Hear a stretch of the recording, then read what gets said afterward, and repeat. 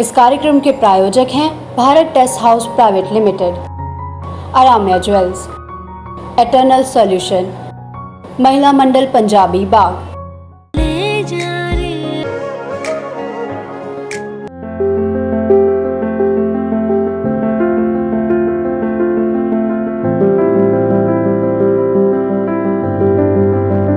नमस्कार, आप देख रहे हैं MMPV आवाज़ का खास कार्यक्रम हमारी बात।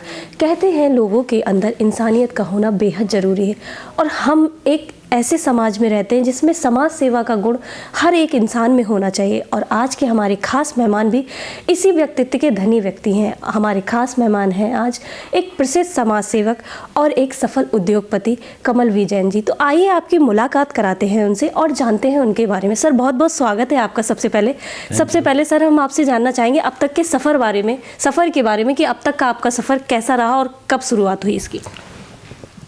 अब तक का सफ़र मेरी ज़िंदगी का बड़ा खूबसूरत रहा जी।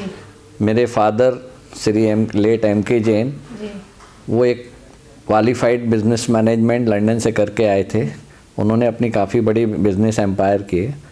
उसके बाद मैंने सिर्फ उनसे इन 1986 I have taken 15,000 rupees from my father and I establish my business at this level.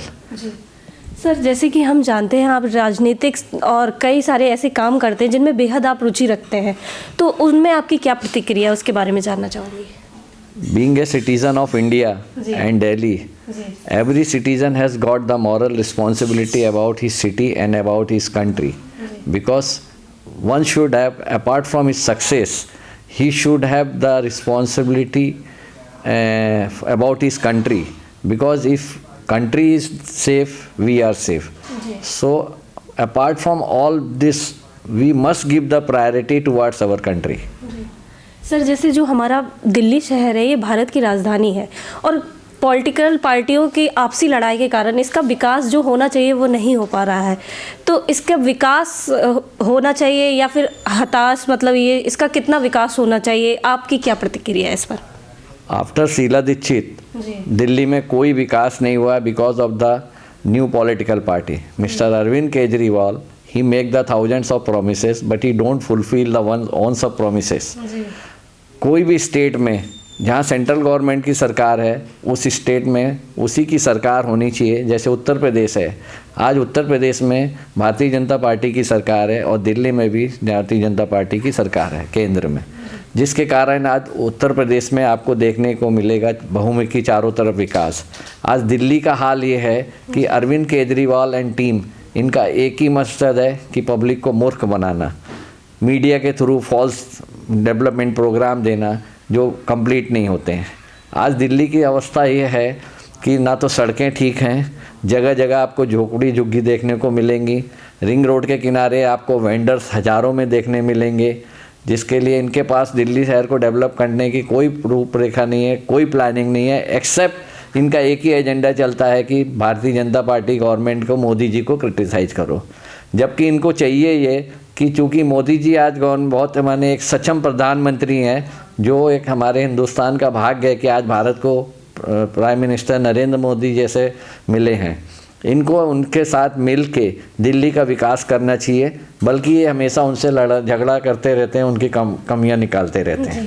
इसीलिए आज दिल्ली वासियों को इतना सफ़र करना पड़ रहा है।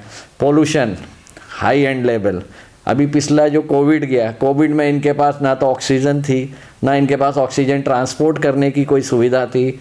सिर्फ ये मीडिया में अपनी पब्लिसिटी देते रहते हैं, डेवलपमेंट की तरफ इनका कोई ध्यान नहीं है। जी सर, अब हम बात करेंगे आपके सपने की। कोई एक ऐसा सपना जो आप हमारे साथ साझा करना चाहते हो, जिसे आप पूरा करने का ख्वाब देखते हो। मेरा एक ही सपना है कि जैसे जो हमारे प्रधानमंत्री नरेंद्र मोदी जी का है, हमारा देश तरक्की करे।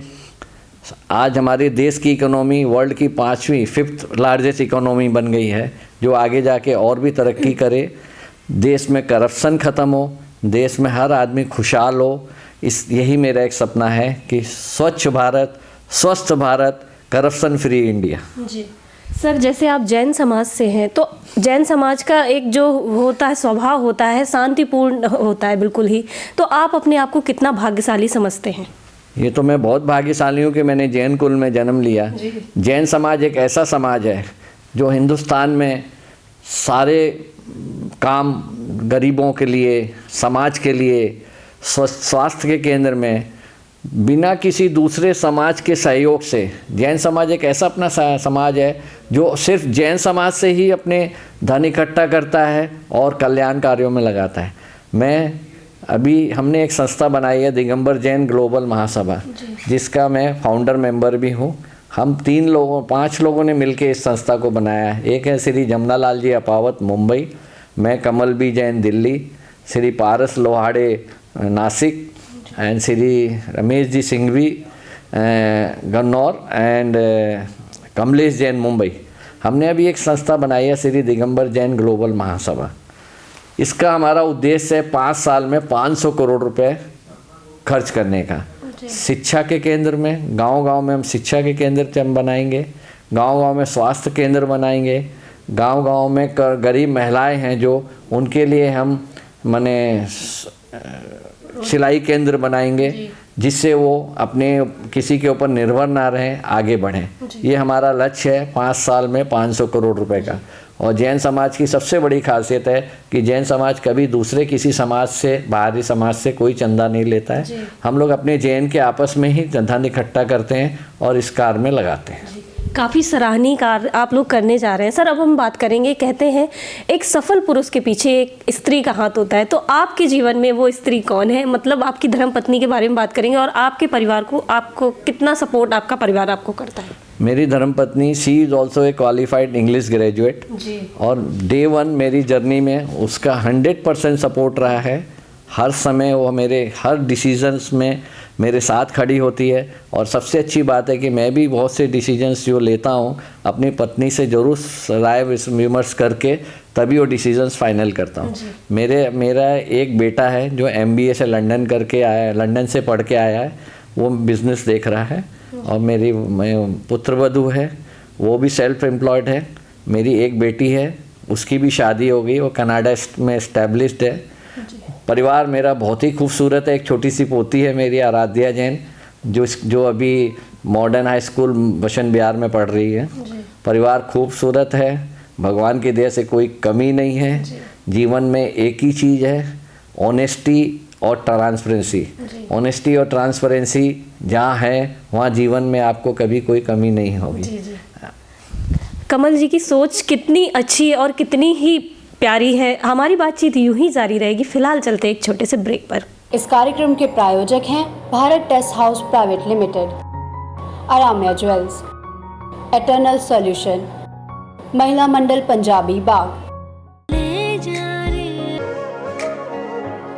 ब्रेक के बाद स्वागत है। आइए चलते हैं कमल वी जैन, जो कि दिल्ली पंजाबी बाग से हैं। तो आइए बात करते हैं। सर, सबसे पहले अब मैं ये जानना चाहूँगी, जैसे कि जो हमारा पिछला वर्ष है या जो अभी चल रहा है, उसमें कोरोना ने काफ़ी लोगों को आहत किया, मतलब हर बिजनेस को आहत किया है। तो इसको उबारने के लिए आप क्या सुझाव देंगे? जो हमारे प्रधानमंत्री जी ने जो स्टेप्स लिए कोरोना के लिए, ये बहुत सराहनीय कहा जाए। 135 करोड़ देश में उन्होंने कोरोना के केस को मैटर को इतने अच्छे से हैंडल किया कि जहां लाखों की, करोड़ों की जानें जा सकती थी, वहां बहुत थोड़ी सी जानें हमारे देश में गई हैं, जो भी दुखदपूर्ण है। मगर दूसरे वर्ल्ड में, दूसरे बड़े बड़े संपन्न देशों की अपेक्षा हमारे यहाँ कोरोना से हमारी भारत सरकार ने बहुत अच्छी तरह से इसको काबू किया है और वो आगे भी काबू करेंगे। और ये श्री नरेंद्र मोदी जी का दूरदृष्टि है, जिसके कारण आज हम सब लोग सुरक्षित हैं और सेफ हैं। और आगे भी इसमें डर के आगे जीत है, इसलिए हमें भय नहीं करना चाहिए। मास्क लगाएं, सोशल डिस्टेंसिंग करें, तो देखिए कोरोना अपने आप आपसे भागेगा। जी सर, अब हम बात करेंगे 2022 जैसे आने वाला है, तो उससे आपको क्या उम्मीदें हैं और बीते वर्ष की कुछ ऐसी यादें जिनको आप भूलना चाहते हो? बीते वर्ष की यादें पूरी दुनिया के लिए ही बड़ी दुखदपूर्ण हैं, क्योंकि कोरोना ने बहुत ही तबाही मचाई है, मगर कंपैरेटिवली हिंदुस्तान में बहुत कम रही है। और आगे भी हम उम्मीद करते हैं कि आगे कोई ऐसी तबाही नहीं होगी, क्योंकि प्रधानमंत्री जी अभी से ऑलरेडी इस काम में लग गए हैं और सारी राज्य सरकारें भी एक्टिव हो गई हैं। तो मुझे उम्मीद नहीं, पूर्ण विश्वास है कि ओमिक्रॉन हमारे देश में कम से कम तबाही मचाएगा। सर, अंत में चलते चलते आपसे एक संदेश चाहूँगी एमएमपीवी आवाज़ के दर्शकों के लिए। हमारा देश सुरक्षित रहेगा तो हम सब सुरक्षित रहेंगे। हमारे देश को यूनिफॉर्म सिविल कोड की बहुत ज़रूरत है।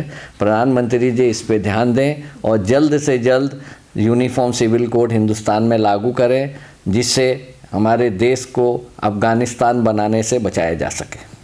आप देख रहे थे हमारा खास कार्यक्रम हमारी बात। बने रहिए एमएमपीवी आवाज़ के साथ।